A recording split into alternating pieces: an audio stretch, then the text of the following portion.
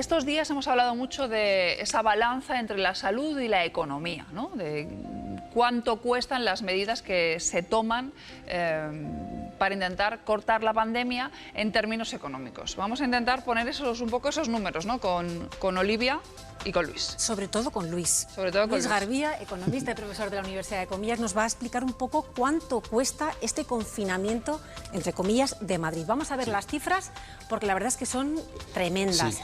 El PIB en 2019 de la región de la Comunidad de Madrid es de 239.878 millones. Sí. Al día, ¿cuánta riqueza se genera? 657 millones. ¿De cuánta es la caída que se estima, Luis? Pues no se sabe a ciencia cierta, pero estimando una caída del PIB del 30%, los 657 pasan a ser 200 millones de riqueza que se deja de generar al día. Vamos a ver esas cifras, que son las que más impactan. Al día se estaría perdiendo en toda la región 200 millones de euros. A la semana 1.500, Sí. en 2 semanas 3.000 y en todo un mes 6.000. Y eso supondría una caída del PIB a nivel nacional del 0,5%. 200 millones de euros se perderían cada día. Sí, y además hay que entender una cosa que es muy importante. Yo paro el coche y no me cuesta mucho, freno y ya está. Volver a arrancar el coche me supone mucha energía. Si además paro el coche contra un muro, me cuesta todavía más arrancarlo. Una cosa es parar y otra cosa es volver a arrancar. Hay que ser muy prudente con estos datos, que pueden parecer mucho, pero es que en el medio y en el largo plazo, sobre todo cuando nos estamos recuperando, pueden ser todavía más. Claro, no solamente contar lo que se pierde, sino luego lo que va a costar arrancar otra vez la economía. Principalmente esos 200 millones de euros que se pierden cada día, que se van a perder, se estima. Sí. ¿A qué sectores afectan fundamentalmente? Entiendo que bares, restaurantes, comercios, ¿no? Sí, más o menos Madrid tiene una distribución proporcional a la de España. O sea, el 20% del PIB de España corresponde con Madrid, el 23% de la población corresponde con Madrid y efectivamente sufriría lo mismo que está sufriendo España, con un añadido. Madrid está conectado con toda España y eso supone todavía un mayor impacto. Turismo un 15%, comercio un 12% del PIB total. Estamos hablando de 6.000 millones de euros en pérdidas si este confinamiento se alargara un mes. Si fuera más, las cifras obviamente seguirían subiendo. Hay que multiplicar 200 millones por cada día.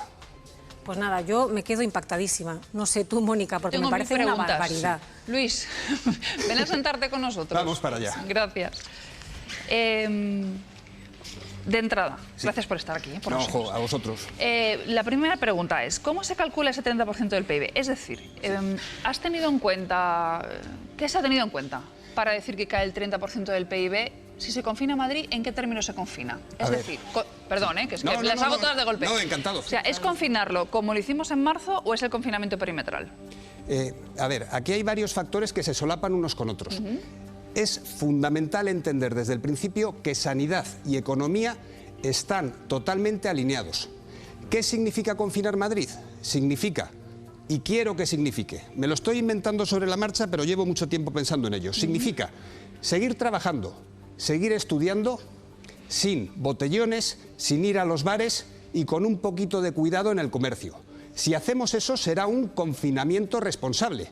Es decir, el 30% del que estaba hablando antes puede ser un 10 o un 20, con mucho sufrimiento en el ocio nocturno, en los bares que ya estaban cerrados. Si no hacemos eso de manera responsable y hay pánico y la gente no entra en Madrid y se suspende el comercio, o gente que tenía pensado venir de turismo a Madrid, ya me están llamando en la universidad alumnos de Barcelona que iban a venir diciéndome, Luis, ¿voy o no voy? Ven, pero tendrás que ir menos a los bares. Pero entonces ese 30% sería, por ejemplo, si se parara por completo la actividad hostelera.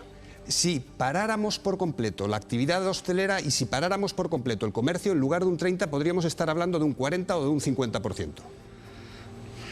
Vale, entonces, con un confinamiento perimetral, que es lo que se está planteando, con el comercio cerrando a las 10 como máximo, con los bares cerrando a las 23, a las 11 como máximo, pudiendo trabajar, salir del término municipal para trabajar, con colegios y demás, ¿en qué número estaríamos? Si hacemos bien las cosas, con mucho cuidado, cooperando todos, intentando minimizar el conflicto, podríamos estar hablando de una caída del 10% o del 15%, no tan doloroso. De acuerdo. Vale, pues seguimos hablando de esto. Perfecto. En unos minutos seguiremos haciendo cuentas, a ver cuánto cuesta esto de confinar. Volvemos enseguida.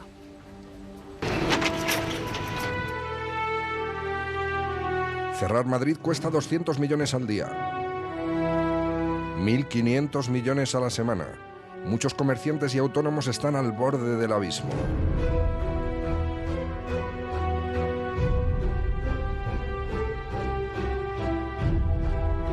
Yo estaba pensando lo mismo que tú cuando estábamos viendo los vídeos y me acordaba de las palabras de Luis que decía, si actuamos todos bien, si actuamos con responsabilidad, eso también sería actuar con responsabilidad. Totalmente de acuerdo con María José. La idea es, hay que tener mucho cuidado con las magnitudes agregadas, porque que caiga algo un 10, un 20%, puede significar que haya gente que le esté cayendo un 50, un 60, y en cambio por el impacto de la gente que compra en plataformas digitales, que además es dinero que va directamente afuera, aumente incluso el consumo, pero todo el tejido empresarial español se está destrozando. Los hábitos de consumo son claves en esto.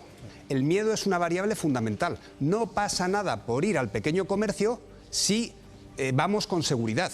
Si tenemos miedo, seguimos comprando, pero compramos dando un clic a una página que nos mandan economías de escala, entonces ahí es cuando, sin saberlo un poco, estamos haciendo daño al pequeño comercio y a la economía española. Yo me quedo un poco con tu primera idea de eso, de contraponer lo económico a lo sanitario. Me parece que es un error y tenemos que... Y sí me gusta esta imagen un poco de lo que es la economía, porque a veces que de repente se hace una caricatura de lo que es la economía, que aparece un señor con un puro al que todo le da igual y hay que priorizar la salud. Esto es economía porque es el taxista, es el del bar, es el del comercio.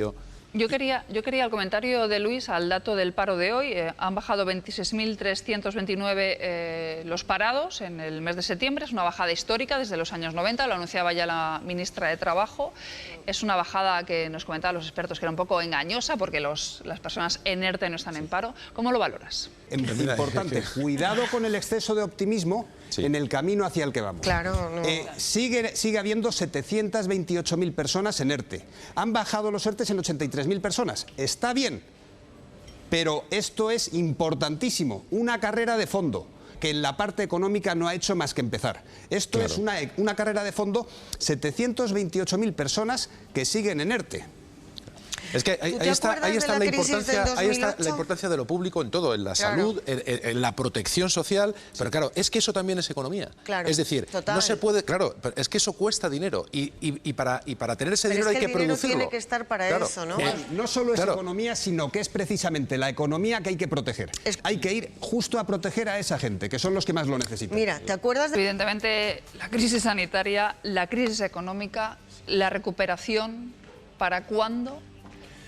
A ver, estamos en un cambio de modelo económico. Gran parte de las cosas que hacíamos antes se hacían bien en el siglo XVIII, XIX, XX, pero ya no se van a poder seguir haciendo así.